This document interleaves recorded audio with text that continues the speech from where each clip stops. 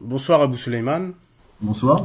Alors, je suis ravi de t'accueillir au sein de la Tribune des Pirates pour présenter ton dernier essai intitulé Histoire politique de l'islam, tome 1, sorti chez Nawa Édition.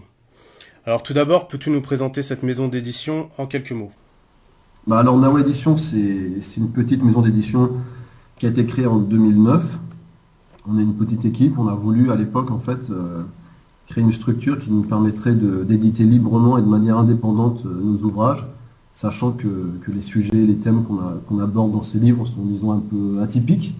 Ils Mhm. n'entraient pas dans les domaines qui étaient généralement traités dans les autres maisons d'édition musulmanes à l'époque, comme l'histoire justement, puisque ce livre, c'est un livre d'histoire, la politique, les sciences humaines en général. Et donc voilà, cette structure nous permet, même si elle est modeste, elle nous permet d'être totalement libre. Donc, actuellement, je crois, un peu plus d'une quinzaine d'ouvrages qui ont été édités depuis 2009. Donc. D'accord. Et qui sont les auteurs chez Nawa?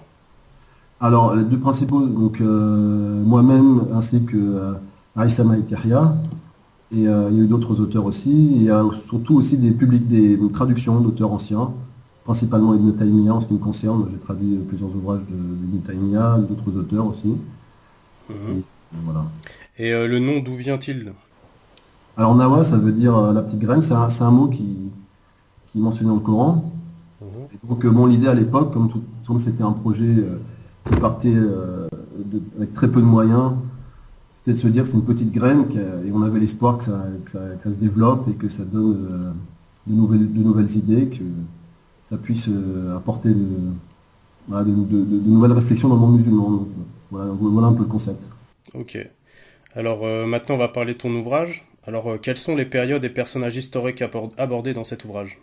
Alors, Histoire politique de l'islam, c'est un projet qui a pour but de couvrir toute l'histoire du monde musulman depuis les origines jusqu'à nos jours.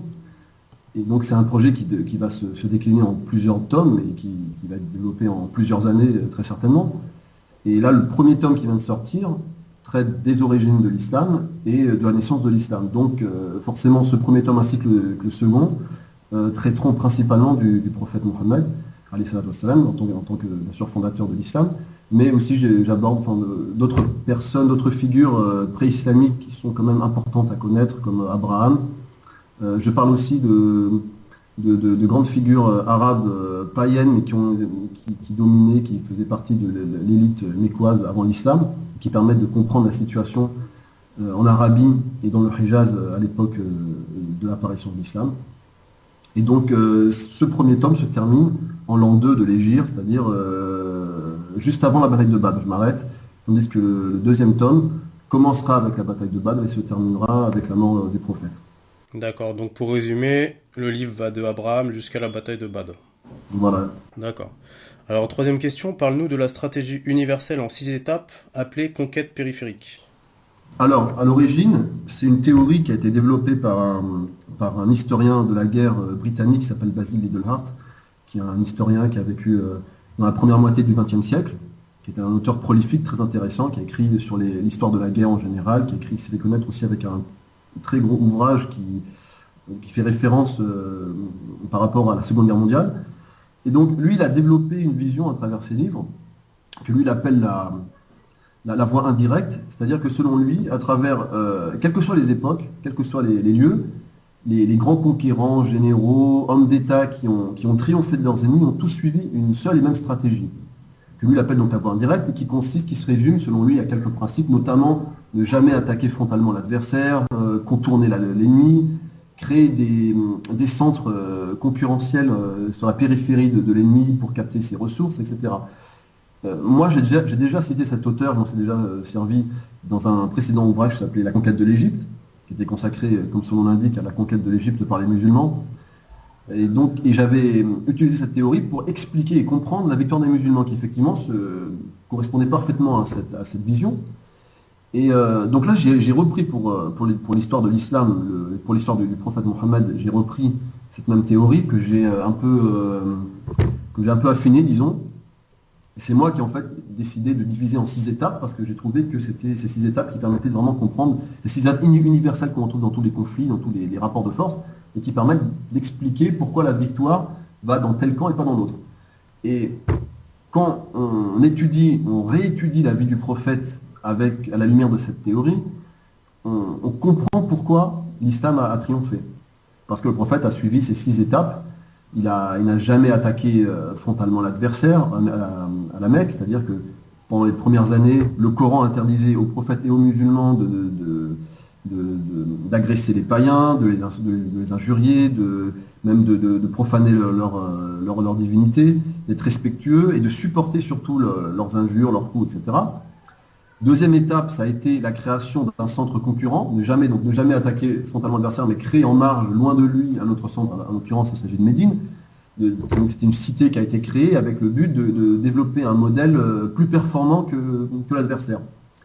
Et troisième étape, parce que le premier tome s'arrête à cette troisième étape, à partir de ce centre concurrent, capter les ressources de l'adversaire, que ce soit les ressources tant matérielles que immatérielles, morales et humaines, parce que à partir de Médine, la prédication a continué, ça a vidé en fait la Mecque d'une partie de sa population qui a continué de se convertir à l'islam, qui quittait la Mecque pour rejoindre Médine.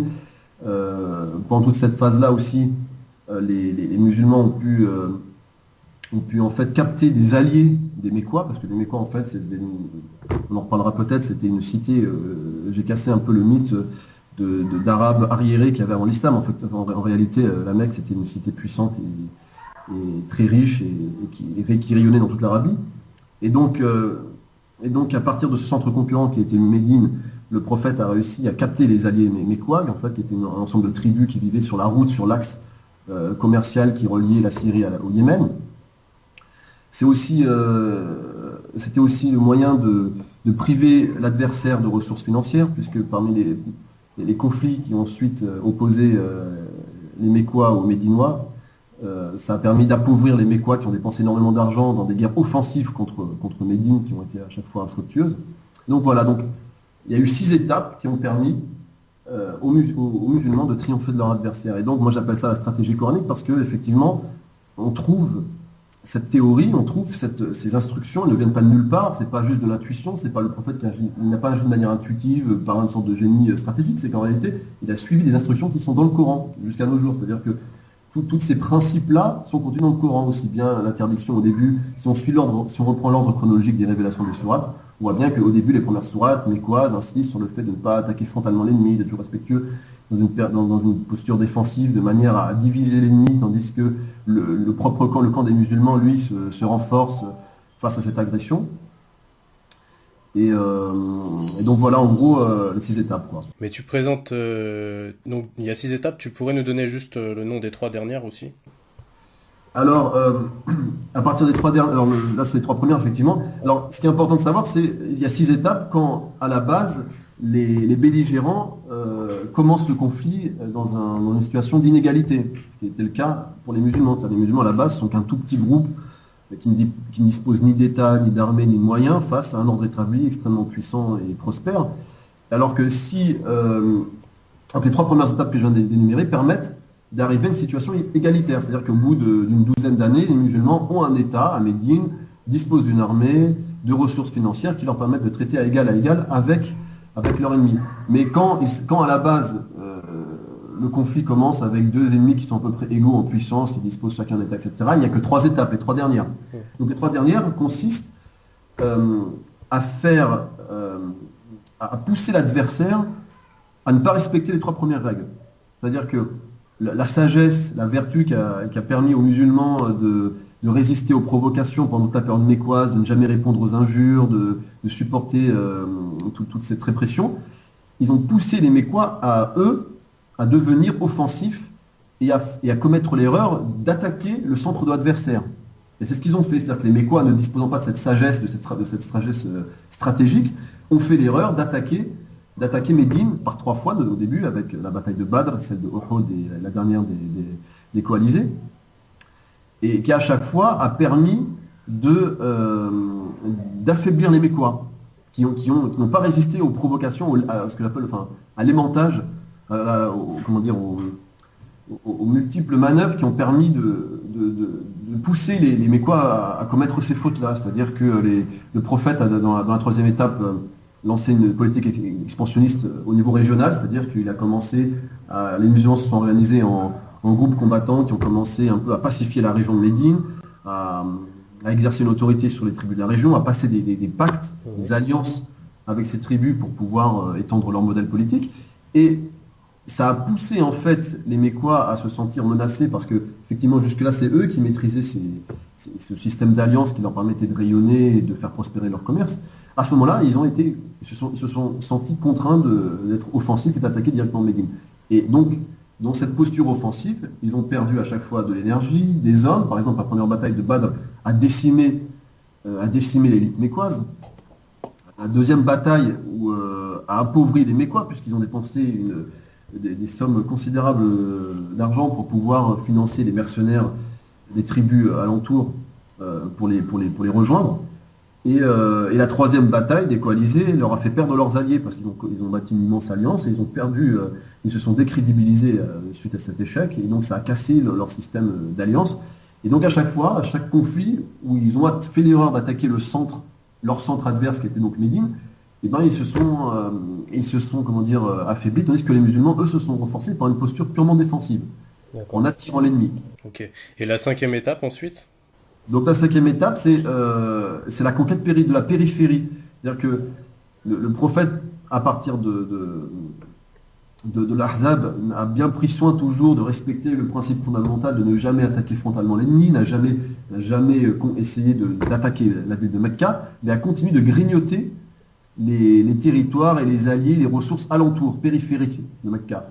Et donc à tous les niveaux, c'est-à-dire aussi au niveau territorial, puisque l'expansion qui a eu lieu avec des alliances, avec des conquêtes au niveau de certains royaumes, à cette période-là, comme Najran et autres, Majandal, mais aussi avec la captation de compétences. Par exemple, la conversion le même jour de Khalid ibn al-Walid et de Amr ibn al-As a déclenché la sixième étape, c'est-à-dire que le prophète, quand il a vu arriver ces trois hommes, parce qu'il y avait aussi un troisième homme, moins connu, a dit: voilà la Mecque qui nous envoie le fruit de ses entrailles, ce qu'elle a de plus précieux.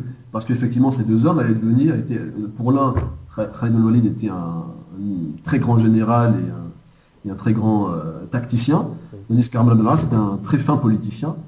Et donc, ces compétences-là, qui étaient un atout pour l'élite mécoise, a été tout simplement capté par Médine. Et donc, à ce moment-là, en les voyant arriver, le prophète, en disant ça, comprend que ça y est, on passe à une autre étape. Maintenant, Mecca a été vidé de sa puissance, de tous ses atouts, et que c'est Médine qui les a récupérés.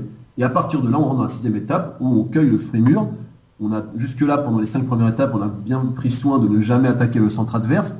Et la sixième étape, le centre adverse étant complètement vidé de sa substance, il est cueilli facilement. C'est la conquête de Mecca qui est toujours fait d'une manière, ça on le verra dans le deuxième tome, parce que bien sûr, le premier tome qui vient de sortir n'aborde pas cette période encore.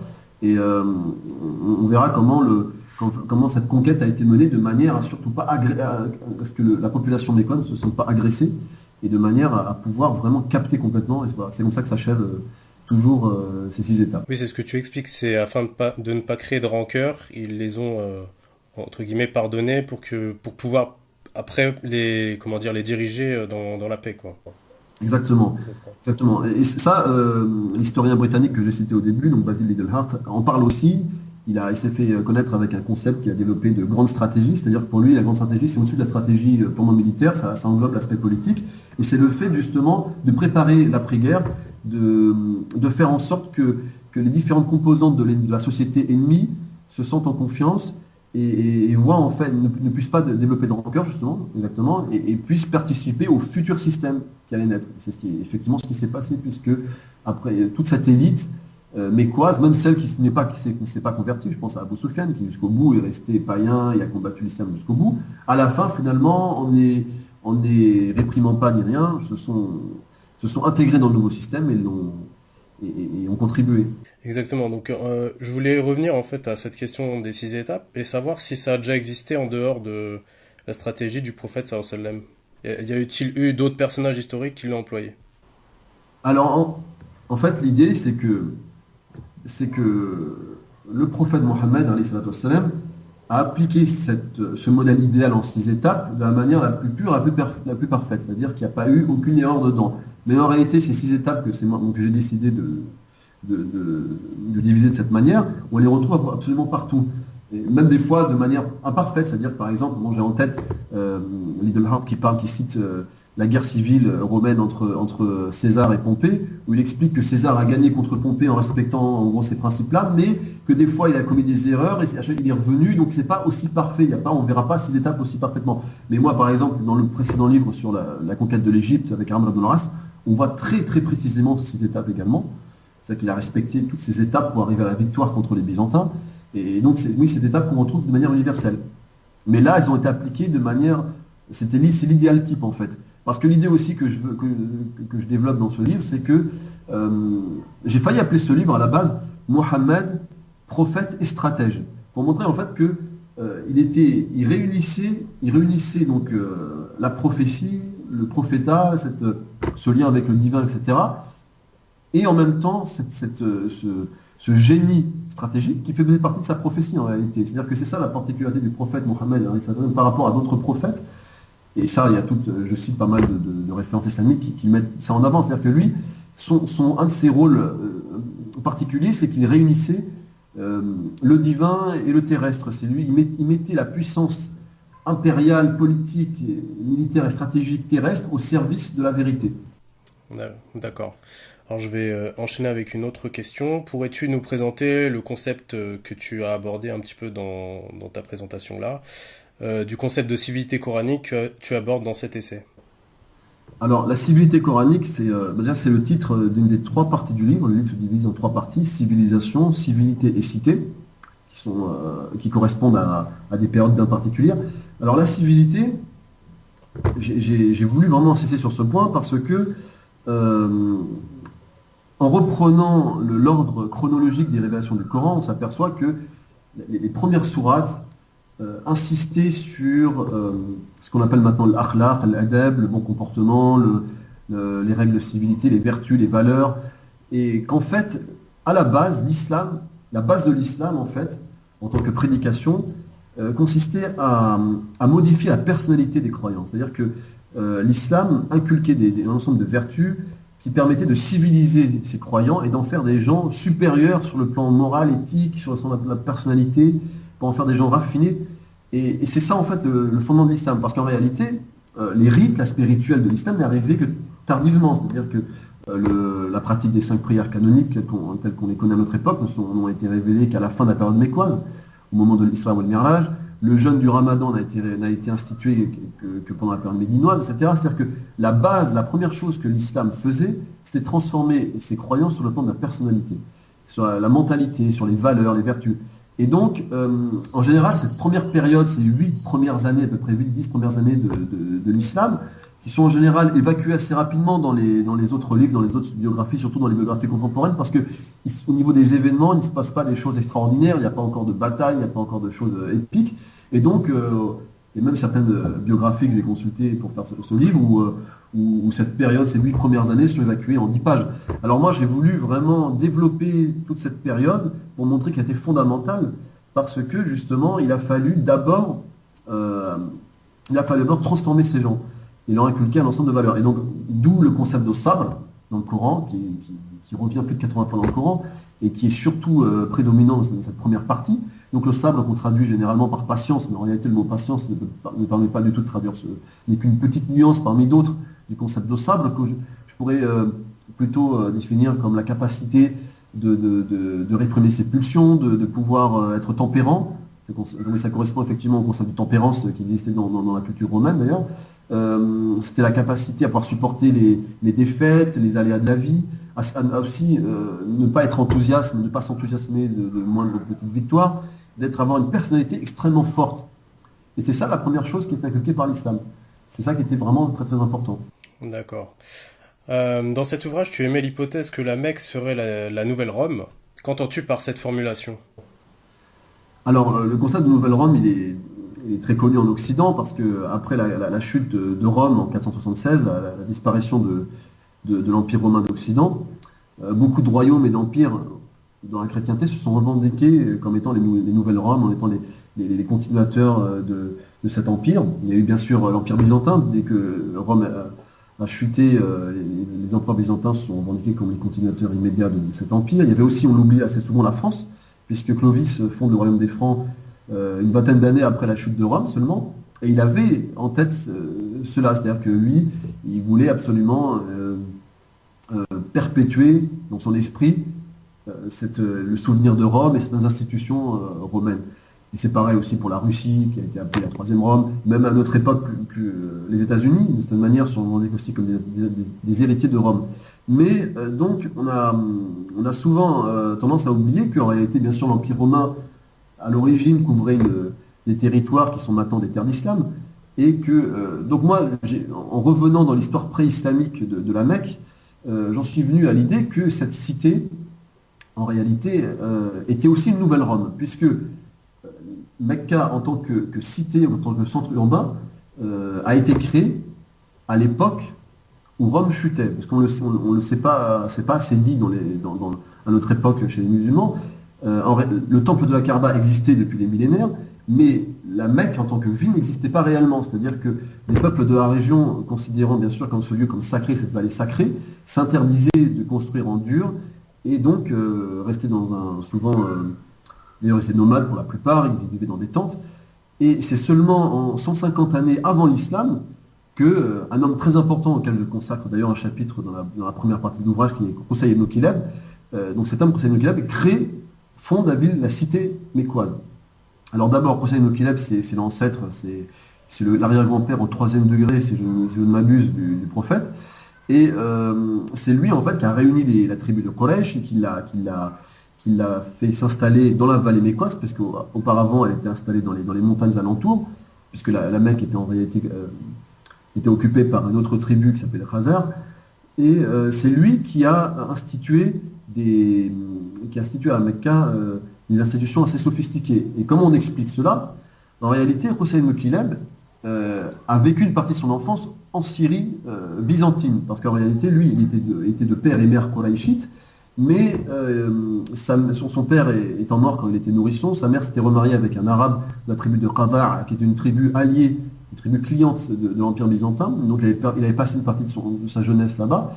Et quand il est revenu à l'âge adulte à Mecca, il a trouvé son peuple qui était, disons, arriéré, qui était dans un état de civilisation bien moins avancé que, bien sûr, les populations byzantines et romaines. Et c'est lui, donc, qui a déjà institué ce qu'on appelle Dar al-Nadwa, qui était donc une sorte de Sénat. Il a reproduit une sorte de Sénat à Mecca. Donc cette institution qui existait toujours à l'époque quand l'islam est apparu. Il a aussi, lui et ses fils, pratiqué une politique que vous pourriez qualifier d'expansionniste, qui est très proche du modèle romain, avec une primauté de l'écrit, du droit, c'est-à-dire que par exemple, il rédigeait une série de pactes écrits et d'alliances avec des tribus de la région et d'Arabie, et d'au-delà d'ailleurs, qui étaient consignés à l'écrit pour pouvoir en fait rayonner et étendre leur influence.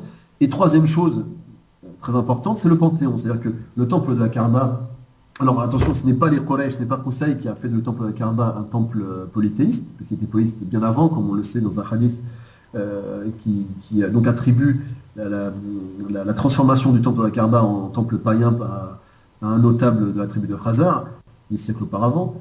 Mais Qusay et ses fils ont le génie de comprendre qu'ils peuvent utiliser le temple de la Kaaba aussi comme un moyen de puissance politique, comme un moyen de renforcer leur puissance. Exactement comme à Rome avec le Panthéon. C'est pour ça que je dis dans l'ouvrage qu'à ma connaissance, dans le monde, il n'y a eu que deux réels panthéons, un à Rome et l'autre à Mecca, c'est-à-dire deux temples qui avaient l'ambition dont les détenteurs, dont les possesseurs avaient l'ambition d'y installer toutes les divinités de toutes les religions et de tous les peuples connus. Puisqu'effectivement, on a retrouvé donc, tous les dieux des peuples, des tribus arabes avaient un exemplaire dans le temple de la Kaaba, mais aussi on sait par exemple que quand les musulmans ont conquis la Mecque, ils ont trouvé dans le temple des icônes chrétiennes qui avaient été posées par des voyageurs chrétiens qui étaient passés par là, etc. C'est-à-dire que les chefs mécois, les chefs de Quraysh, utilisaient en fait le temple de la Kaaba comme temple œcuménique et universel, où ils déposaient tous les dieux des peuplades pour en fait en obtenir un pouvoir politique. Exactement comme à Rome, où le Panthéon, pendant la période de l'Empire, permettait, à chaque fois que c'était un lieu, c'était un temple à Rome où étaient déposés à chaque fois les exemplaires des divinités des peuples vaincus. Et ce qui permettait, en fait, à Rome de s'imposer comme le centre universel de toutes les religions, de tous les peuples. Et donc ça, c'est un des autres points communs qu'il y a avec Rome. Et il y en a d'autres aussi que je cite dans le livre. Et voilà, donc c'est l'idée c'est celle-là, c'est que Mecca était aussi une nouvelle Rome. Et donc un lieu de civilisation, un lieu extrêmement civilisé, extrêmement avancé sur tous ces aspects-là. Et ce qui n'est pas sans, c'est pas une coïncidence si l'islam est apparu là-bas, c'est parce qu'en fait, l'islam qui devait devenir une civilisation universelle, qui devait rayonner sur tous les peuples, ne pouvait pas naître chez un peuple arriéré. Il fallait un terreau favorable. Et ce peuple mécois était un terreau favorable parce qu'ils étaient déjà extrêmement avancés, extrêmement civilisés. Ils avaient déjà une connaissance des institutions politiques sophistiquées. Et donc, ils étaient aptes à porter le projet islamique. D'accord. Donc pour résumer, en gros, les tribus dans la période pré-islamique n'étaient pas aussi barbares qu'on le prétend aujourd'hui. Exactement, oui. C'est un peu ça. Alors, dernière question, que penses-tu de la stratégie actuelle des divers mouvements musulmans? Alors, on reçoit souvent des questions par rapport à ça. Que pensez-vous de tel groupe, de tel parti politique islamique, de tel... Alors, souvent, je réponds pas parce que j'ai pas envie de répondre de manière superficielle en donnant les bons points, les mauvais points, ce qui va pas. Et c'était d'ailleurs un des facteurs qui m'a poussé à écrire ce livre. Je l'ai écrit afin de montrer à la base quelle était la stratégie, quelle était la voie qui était empruntée par le prophète pour faire triompher cette religion et cette civilisation. Et pour montrer à quel point les mouvements actuels, différents mouvements, quels qu'ils soient, en sont éloignés. Donc ça, c'est un avis qui n'engage que moi, qui n'engage pas même les autres membres de l'équipe de Nawa. Moi, à mon avis, à notre époque, on est encore très loin de cette stratégie coranique qui est décrite dans ce livre. Et on oscille entre certaines tendances qui sont dans la compromission avec les systèmes actuels, d'autres qui sont dans l'attaque frontale aussi. Alors que on voit bien que la stratégie universelle qui permet la victoire, c'est justement de ne jamais attaquer frontalement l'adversaire, mais de le contourner et de le laisser lui faire l'erreur de nous attaquer frontalement. Voilà, donc ça, moi personnellement, je ne le vois absolument pas dans les mouvements contemporains. On en est encore loin, mais j'ai bon espoir. Je pense que dans les années à venir, Inch'Allah, ça changera. Justement, il y a tout ce travail d'éducation, de retour sur l'histoire pour bien comprendre ces principes qui est nécessaire d'abord. Les musulmans doivent comprendre tout cela pour se réformer, à mon avis. Vu les événements actuels, il y a rien à faire. Je vois que l'histoire s'accélère actuellement et que l'Amérique est en train de s'effondrer, s'effriter sous nos yeux de toute manière. Parce que justement, l'une des théories que je développe dans ce livre, qui est une théorie qu'on retrouve dans toute la littérature islamique classique, qui est l'idée que la puissance politique se base sur les vertus. C'est les vertus d'un peuple qui leur confère une puissance politique. Les peuples barbares qui ne peuvent pas réprimer leurs pulsions, qui sont dans la violence pure, dans l'attaque frontale, ne parviennent jamais à obtenir le pouvoir. Ce sont les peuples raffinés et vertueux qui obtiennent ce pouvoir. Et la force des Occidentaux et des Américains jusqu'à présent, c'est qu'ils étaient plus vertueux que les autres. Ils n'ont pas la bonne doctrine, ils n'ont pas le tawhid, mais ils ont les vertus, ils ont cette personnalité qui, à l'époque, avait fait la puissance des musulmans. Tandis que les musulmans, eux, ont perdu ces vertus-là. Et là, ce que je vois, c'est que le monde occidental en général, les États-Unis en particulier, leur peuple perd ses vertus. Et prenons l'une de ces vertus fondamentales, moi j'en énumère 8 dans le livre, c'est la tolérance, la capacité d'ouverture, la capacité de pouvoir accueillir des peuples du monde entier. L'un des leviers de la puissance américaine, c'est cette capacité de la population centrale, c'est-à-dire la population WASP, blanche anglo-saxonne, d'être assez tolérante jusque-là pour accueillir des gens du monde entier.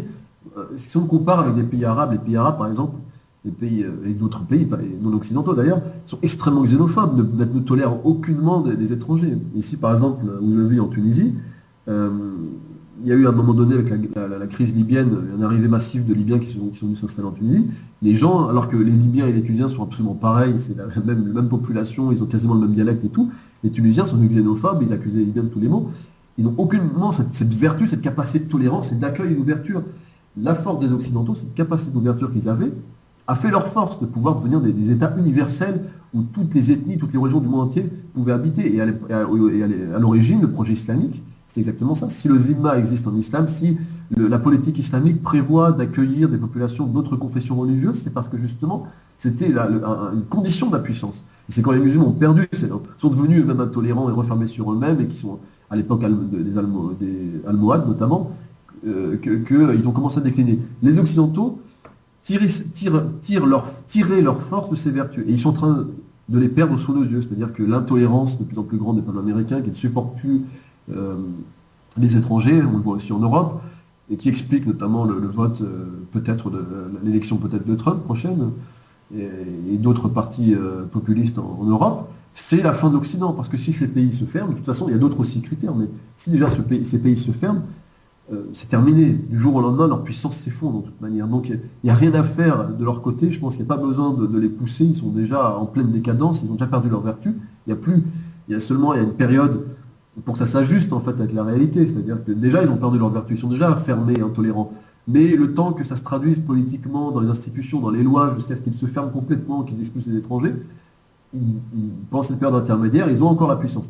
Pendant ce temps-là, nous, à mon avis, ce qu'il faut faire, c'est se concentrer sur nous-mêmes et nous acquérir ces vertus, que les musulmans, de manière massive, retrouvent ces vertus que l'islam, que le prophète avait inculquées aux croyants au début et qu'ils ont perdu depuis. Si les musulmans se parent de ces vertus, toutes ces vertus que j'énumère, je ne vais pas pouvoir les énumérer comme ça rapidement à l'oral, eh bien, automatiquement, ils redeviendront puissants, ils retrouveront une place centrale dans le monde, en fait. Ce sera automatique.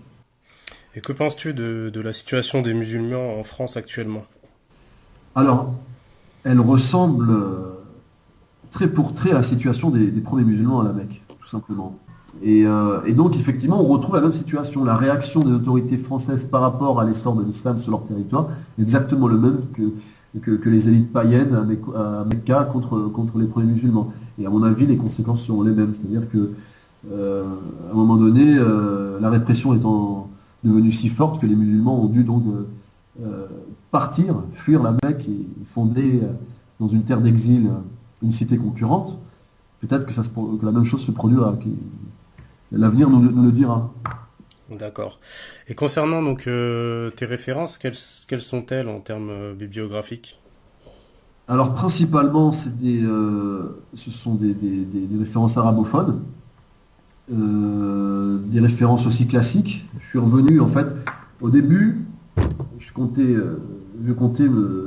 me baser uniquement sur des biographies modernes qui sont réputées comme fiables, notamment Rahiq al-Maktoum. Moi, à l'époque, je n'avais pas plus creusé le sujet. J'avais lu, comme tout le monde dit que c'est une œuvre extraordinaire, le Nectar cacheté, comme il a été traduit en français, sur la biographie du prophète. Et donc, je pensais tout simplement me baser sur ce livre pour développer la théorie stratégique dont on a parlé. Et en creusant un peu le sujet, je me suis aperçu que toutes les biographies modernes qui existent, qui ont été faites au XXe siècle, enfin celles que j'ai lues, je n'ai pas toutes lues bien sûr, toutes ces biographies en fait sont très défaillantes. Surtout, il manque beaucoup de choses. Et donc, finalement, je suis revenu aux sources classiques, aux chroniques de base, aux sources primaires. J'ai repris les chroniques de base, notamment Ibn Kathir, parce que je l'avais sous la main notamment, mais d'autres, Ibn Hisham. J'ai pris en référence tous les siyar, toutes les biographies du prophète des origines, qui constituent le corpus de base, en fait, et qui connaît toutes les informations sur le sujet. Et donc, c'est là-dedans, sur cela, je me suis basé principalement pour, à partir de là, analyser de nouveau, avec un regard nouveau, cette période de l'histoire. Tu as aussi utilisé des sources qui ne sont pas forcément musulmanes. Oui, bien sûr, oui. Bien sûr, comme toujours, c'est une caractéristique de notre méthodologie dans les éditions Nawa, c'est-à-dire que nous, appartenant aux deux cultures, on a cette possibilité de pouvoir s'inspirer des bons aspects de la culture occidentale et de la culture musulmane, et donc effectivement, j'ai cité Basile Edelhart au début, qui m'a beaucoup aidé, beaucoup de penseurs militaires occidentaux qui ont développé certains principes stratégiques et qui permettent d'analyser et de comprendre ces événements. Et aussi les chroniques du Moyen-Âge occidental, enfin européennes, qui permettent de voir du côté européen comment étaient perçus ces événements également. Il y a aussi les sources bibliques, il me semble. Oui, bien sûr, voilà. Il y a effectivement les sources bibliques qui sont très importantes, que j'ai repris, surtout pour la première partie consacrée aux origines.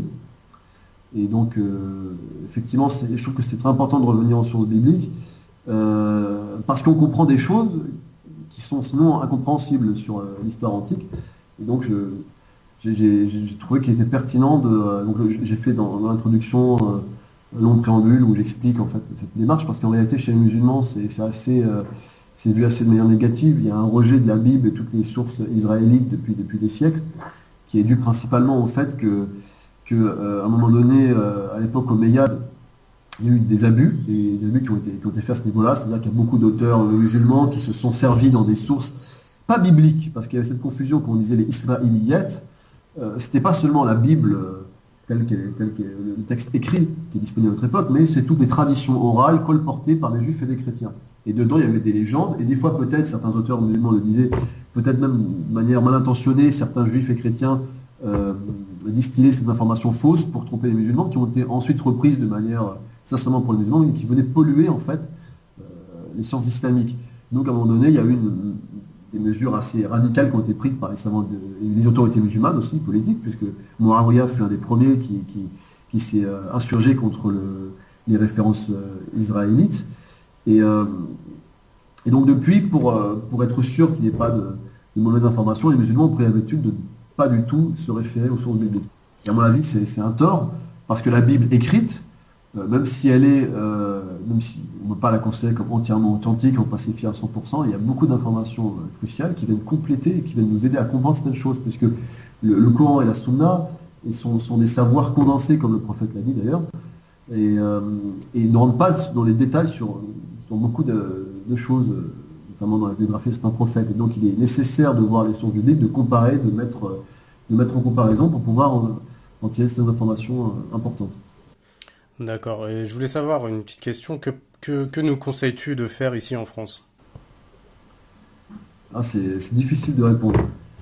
Je pense que, en général, pas seulement en France pour les musulmans, parce que souvent on reçoit la question que faire, qu'est-ce qu'il faut faire, et c'est la question qui divise les musulmans d'ailleurs, parce que les courants musulmans depuis une trentaine d'années se divisent sur la question de que faire. Ils sont tous à peu près d'accord sur le but final quand même, qui est une restauration, une réforme de la civilisation musulmane, mais chacun a sa méthode. Il y en a qui disent qu'il faut faire, il faut prêcher par exemple, d'autres il faut réformer au niveau social, d'autres il faut être actif politiquement, etc. D'abord, le problème ne vient pas de ce qu'on fait ou de ce qu'on ne fait pas, le problème vient de ce qu'on est et ce qu'on n'est pas. C'est-à-dire que les musulmans, dans leur personnalité, comme ça a été dit, sont défaillants dans leur personnalité. C'est-à-dire qu'ils ont beau être, pour beaucoup, être pratiquants sur l'aspect rituel, gestuel, leur personnalité n'est pas la personnalité que l'islam est venu apporter. C'est-à-dire qu'au niveau des vertus, du comportement, de la mentalité, c'est là qu'il y a beaucoup de choses à faire. Et je pense que c'est à ce niveau-là que les musulmans doivent travailler. Et ce processus est déjà en marche en réalité depuis une dizaine d'années, c'est flagrant. C'est-à-dire que si on prend les musulmans au début des années 2000, et on voit maintenant toute une nouvelle génération qui s'investit dans les études, qui essaye au niveau du langage, au niveau de la connaissance, de la lecture, s'investissent et évoluent sur ce plan-là.